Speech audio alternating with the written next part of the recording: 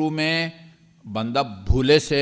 کھا پی لیتا ہے، جس طرح عید کے فوراً بعد جو ہے وہ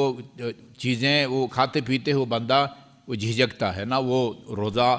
پورا مہینے کا سوار ہوتا ہے، تو یہ سب چیزیں اسی صورت میں ان سے روزہ ٹوٹتا ہے جب بندہ جان بوجھ کے ایسا روزہ رکھ کے ٹھیک ٹھاک جو ہے نا وہ 2 انڈوں کا آملیٹ بنا کے بندہ پیٹ بھر کے کھا لے اور بعد میں یاد آئے کہ یہ تو آج روزہ تھا، ٹھیک ہے جی، روزہ ٹھیک ہے آپ کا، بھولے سے کھانے سے روزہ باطل نہیں ہوتا، یہ سب کے بارے میں ہے۔ اچھا جی، نمبر 3، یہ خدا، رسول اور ائمہ معصومین کی طرف غلط نسبت دینا، یہ اہل منبر کے لیے بہت حساس ہے۔ یہ عام مومنین کو یہ عام مومنین کو بھی واسطہ پڑ سکتا ہے، جیسے آج کل سوشل میڈیا پر اچھا جی دے دیا جی امام جعفر صادق علیہ السلام نے فرمایا اور بس وہ فارورڈ کر دیا، اور یہ نہیں پتہ کہ امام کا یہ فرمان بھی ہے یا نہیں ہے، یعنی وہ جان کے خدا، رسول، امام کی طرف غلط نسبت دینا، خدا نے فرمایا، رسول نے فرمایا یا فلاں امام معصوم نے فرمایا، جبکہ یہ کلام خدا کا یا معصوم کا یا رسول کا نہ ہو، اس سے بھی روزہ باطل ہو جاتا ہے۔ اور اسی طرح گاڑا غبار، یہ صبح صبح جب آپ جائیں آپ دیکھیں تو بالکل فضا میں چھوٹے چھوٹے جو ہے نا وہ گرد غبار کے ذرات ہوتے ہیں، گرد غبار کے ذرات ہوتے ہیں، تو وہ نہیں، گاڑا گہرا گرد و غبار۔ اس ایک واضح مثال دوں، یہ دیہاتوں میں جہاں زمیندار آج کل وہ کرتے ہیں، کیا کہتے ہیں، تھریٹر مشین کے ذریعے یہ صاف کرتے ہیں، گندم کو جو ہے نا وہ اس کو بھوسا سے الگ کرتے ہیں، تو ادھر بندہ جو ہے وہ ٹھیک ٹھاک ماسک جب تک نہ پہنے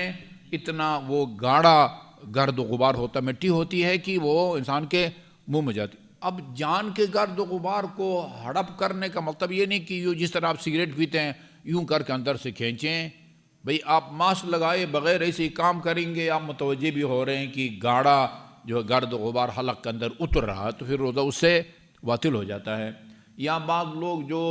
پرانے زمانے میں ہوتا تھا، یہ چکی چلتی تھی، چکی مٹی والی، وہ 2 پارٹ ہوتے تھے بڑے بڑے پتھر کے وزنی، تو وہاں اس کے پاس بیٹھیں تو وہ گندم جو ہے نا وہ کیا کہتے ہیں آٹا بڑے گاڑا جو ہے نا وہ بہرحال گرد و غبار، اسی میں آپ کہہ سکتے ہیں یہ اپنا جو سگریٹ ہے وہ بھی جو ہے نا وہ اس میں وہ آتا ہے دھواں، یہ دھواں کو حلق سے اتارنے سے بھی وہ باطل ہو جاتا ہے۔ اچھا جی، بریکٹ میں وہ اس کا بھی ذکر خیر ہو جائے، نسوار کا، نسوار جو ہے اس کا کیا ہے، ٹھیک ہے نا، یہ بعض لوگوں کے لیے بہت دلچسپ ہے یہ مسئلہ۔ نسوار جو ہے وہ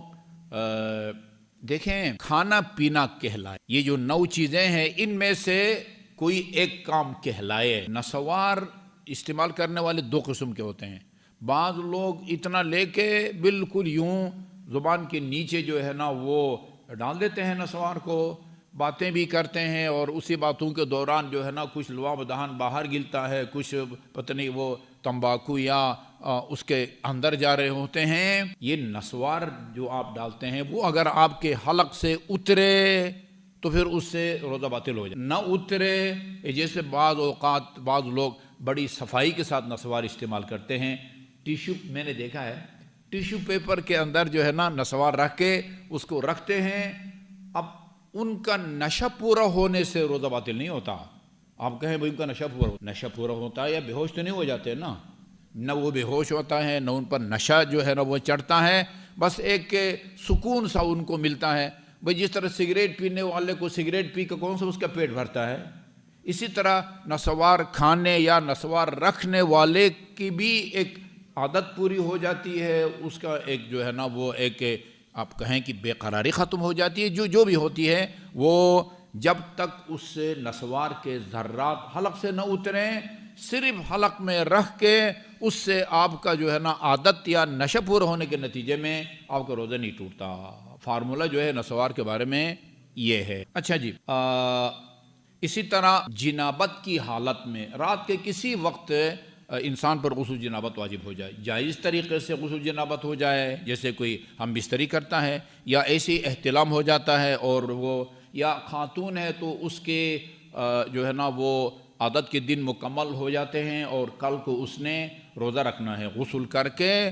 اس جنابت والے کو بھی نفاس والی خاتون جس کے ہاں بچہ پیدا ہوا ہے، یہ بعض لوگوں کے خیال میں 40 دن تک خاتون نماز نہیں پڑھتی، چاہے بلیڈنگ ہو یا نہ ہو 40 دن تک نماز نہیں پڑھتی. ایسا نہیں ہے، یہ زیادہ سے زیادہ 10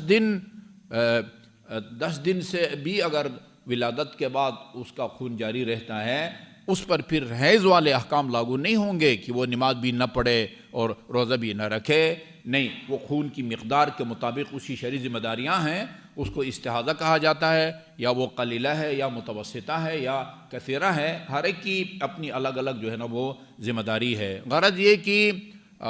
یعنی خاتون پاک ہو گئی تھی، اس کا خون رک گیا تھا، اس کو غسل کر کے دوسرے دن روزہ رکھنا چاہیے تھا. یا مرد کے ذمے غسل جنابت تھا اور جان بوجھ کے فجر کی اذان تک وہ غسل نہ کرے، اس کا روزہ بھی نہیں ہوتا. اب تو اس کی کچھ کافی شقیں ہیں. بعض صورتوں میں کفارہ بھی دینا ہوتا ہے اور بعد میں قضا بھی بجا لانا ہوتا ہے، اور بعض صورتوں میں اگر جان بوجھ کے ایسا نہ ہو تو پھر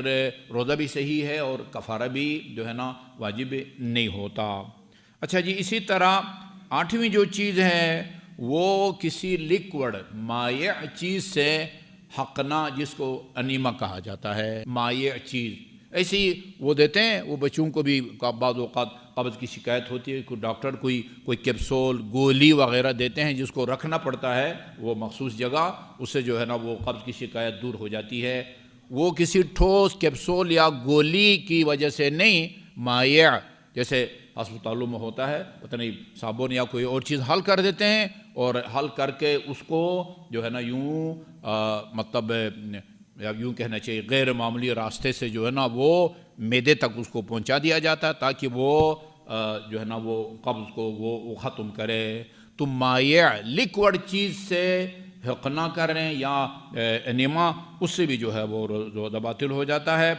اور جان بوجھ کے قی کرنے سے الٹی، الٹی ایسی بے اختیار انسان کو الٹی آ جائے تو الٹی کے نتیجے میں اگر کوئی چیز آپ کے منہ میں آئی ہے تو اس کو فوراً گرا دیں، اس کو تھوک دیں. غیر اختیاری طور پر کسی وجہ سے خدا نخواستہ کوئی مکھی منہ میں چلی گئی یا ایسی کوئی جو ہے نا وہ کسی چیز کا خیال آیا. الٹی کے بہت سارے اسباب ہو سکتے ہیں. آدمی سفر کر رہا ہوتا ہے، بعض اوقات بس میں لوگوں کو الٹیاں آتی ہیں جان بوجھ کے. ایک ہوتا ہے نا کوئی زہریلی چیز چلی گئی، اب یہ الٹی سے آپ کا روزہ ٹوٹ جاتا ہے، چاہے الٹی کرنا آپ کی مجبوری بن جائے یا مجبوری نہ بنے. کوئی زہریلی چیز منہ میں چلی گئی ہے، اس کو نکالنے کے لیے آپ مجبور ہیں کہ جو ہے نا وہ کوئی انگلی یا کسی چیز کے ذریعے الٹی کریں تاکہ وہ زہریلا مواد جو ہے نا وہ جسم سے باہر ہو جائے. کسی مجبوری کی وجہ سے آپ کو کرنا پڑے، جان بوجھ کے آپ نے الٹی کی ہے، یا غیر اختیاری طور پر، دونوں صورتوں میں الٹی کے نتیجے میں انسان کا روزہ جو ہے وہ باطل ہو جاتا ہے. آخری مسئلہ جو کافی اہم ہے وہ یہ کہ اب سوال پیدا ہوتا ہے کہ انجیکشن لگانے سے روزہ ٹوٹتا ہے یا نہیں. گولی کھانے سے، شربت پینے سے، کیپسول کھانے سے تو یقیناً روزہ ٹوٹ جاتا ہے. انجیکشن لگانے سے روزہ ٹوٹتا ہے یا نہیں ٹوٹتا؟ انجیکشن 2 قسم کا ہوتا ہے. بعض انجیکشن علاج کے طور پر لگتے ہیں، جراثیم کش اینٹی بائیوٹک جس کو آپ کہتے ہیں، بیماری کے علاج کے لیے لگتا ہے. ایک انجیکشن ہے وہ جراثیم کش نہیں ہے، وہ کسی بیماری کا علاج نہیں ہے، طاقت کا انجیکشن ہے، طاقت کا انجیکشن. مراجع کرام پاکستان کی مومنین کی اکثریت ان 2 مراجع کی تقلید میں ہیں، اور مراجع کی بھی ہیں، ناصر مکارم کے بھی کچھ مومنین ہیں، آیت اللہ ان کے بھی ہیں، وحید خراسانی کے بھی ہیں، آیت اللہ بشیر کے بھی ہیں. اکثریت یا سیستانی کی تقلید میں ہیں یا مقام معظم رہبری کی تقلید میں ہیں. رہبر معظم کہتے ہیں کہ انجیکشن جو ہے وہ اگر علاج کے لیے آپ لگا رہے ہیں، یعنی وہ جراثیم کش ہے، اس سے روزہ نہیں ٹوٹتا۔ لیکن اگر انجیکشن طاقت کا ہے، یہ انجیکشن کسی بیماری کا علاج نہیں ہے۔ کمزوری بذات خود ایک بیماری ہے، لیکن اس معنی میں یہ کوئی وہ طاقت والے انجیکشن نے جا کے اندر جراثیم نہیں مار رہے ہوتے ہیں، وہ آپ کے بدن کو طاقت پہنچاتا ہے وہ انجیکشن۔ تو اور خبر فرماتے ہیں کہ اگر تو یہ بیماری کا علاج ہے انجیکشن، پھر آپ کا روزہ نہیں ٹوٹتا،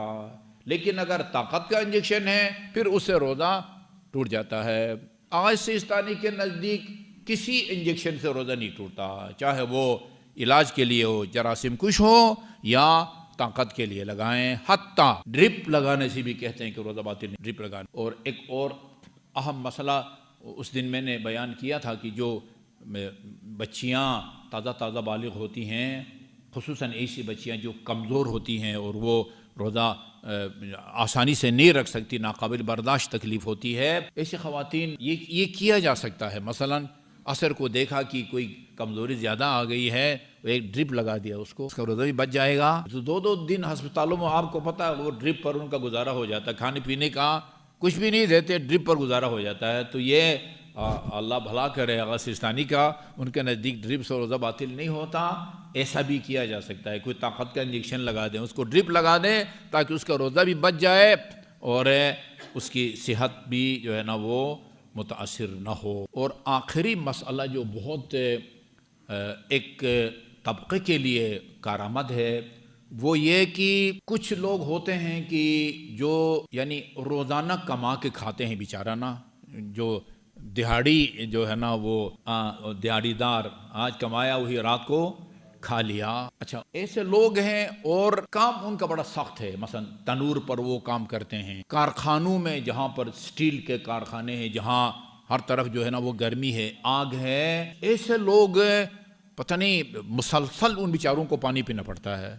نہیں پیئیں گے تو وہ نوکری نہیں کر سکتے، کیا کریں ایسے بندے کیا؟ یہ کہتے ہیں ابھی کچھ مفروضے ہیں، اگر ہو سکتا ہے اس کے پاس کوئی